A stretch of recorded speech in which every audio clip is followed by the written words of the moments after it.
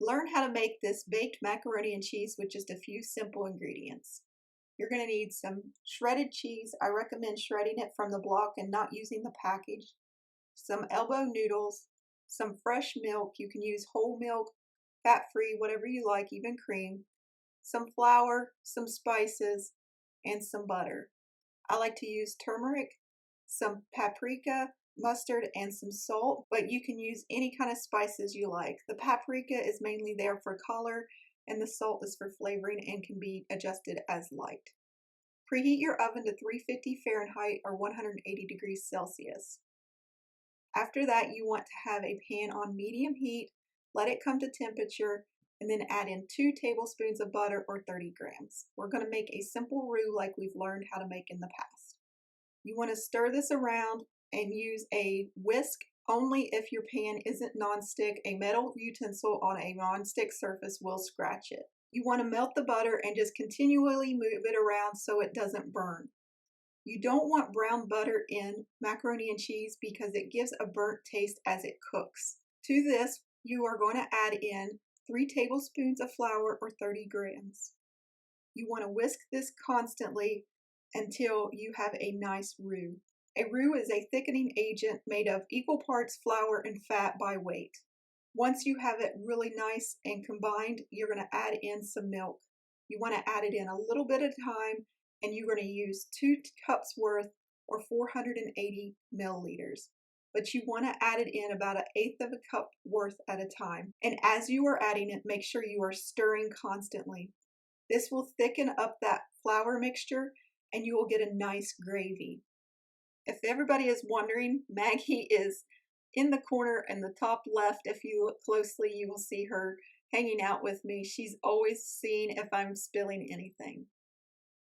Continue to do this until you have 1 cup of the milk already into the sauce. At that point, you want to add in your spices. Now the spices are completely optional, but the spices do help bring out the flavor and color of the cheese sauce.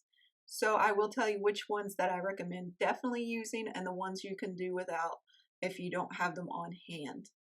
We're going to add 1 teaspoon of paprika, 2 grams, 1/2 teaspoon of ground mustard, that's 1 gram, 1/2 teaspoon of salt, 2.5 grams, 1/4 teaspoon of turmeric, that's 0.5 grams. Now out of all the spices that you want to have, I do recommend the paprika. The paprika helps it stay really nice and vividly orange as it cooks. The rest of them you can leave out. You can add the salt at the end for taste because some cheeses are saltier than others. After you get all your spices added in, go ahead and whisk in the rest of your milk. You want to simmer this on low and make sure it never boils. You want it to look like this as it's cooking and just stir it constantly so it doesn't burn on the bottom. Once it thickens up like this, we're going to start adding in our cheese.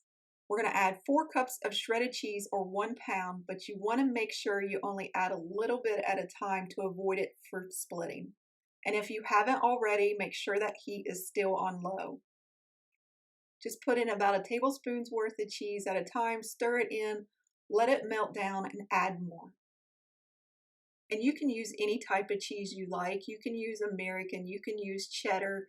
I do recommend using a milder cheddar because the sharp cheddars, if you use just sharp cheddar, it can split and be oily. So I like to use a half sharp cheddar and half medium cheddar. Now, if you added too much cheese in, it will be lumpy like this. It is not all lost. All you have to do is just keep stirring it until you get a nice thinner consistency. In the end, this is what you're looking for. While your sauce is thickening, you want to turn on a pan on high heat and let it boil completely. You're going to use 1 pound of pasta, so follow the box directions and cook it 2 minutes less than what the box says for your particular macaroni. Some brands only need about 6 minutes to cook and other needs 12. So if yours needs 6 minutes to cook, you only want to cook it for 4, but if yours needs 12 minutes, you want to cook it for 10. Once your macaroni is cooked, you're going to drain it and add it to your cheese sauce. And then just stir it gently until it is well combined. At this point, you could actually eat this and have just stovetop macaroni and cheese, and let me tell you, this is some of the best macaroni and cheese that you could ever eat. I absolutely adore it. Maggie is so excited. If you can see her face in the background, she's hoping that I'll spill some, which I did, and that's why she loves being around me. She always gets a little bit of food. Pour this into a 9 by 13 or 23 centimeter pan. You can also use a 3-quart casserole dish. Be careful here, it is very hot. If you need to, stop and adjust the pan. That is perfectly fine. Once you get it all poured in, level it out a little bit, and then we're going to cover it with aluminum foil. Look how cheesy this macaroni is. It is so cheesy that it's just really thick and creamy.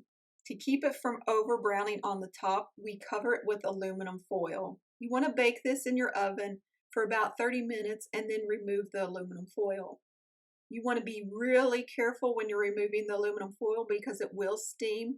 So lift the foil away from you and use oven mitts. I like to hold on to the foil and then you can use it to cover later when you store the leftovers. As you can see, it's very hot, it's bubbling, and it is now ready to go back in the oven. Then you just bake it another 15 to 20 minutes until it's golden brown on top. Now, if you like, you can put some breadcrumbs on top of this before you put it back in the oven, or crushed crackers. Sometimes we do that, but personally, I just like the crust that the cheese forms on top when you bake it until it gets a nice golden brown like this. Now, this is the old-fashioned kind that gets a crispy exterior and then a creamy inside. It's basically your traditional baked macaroni and cheese.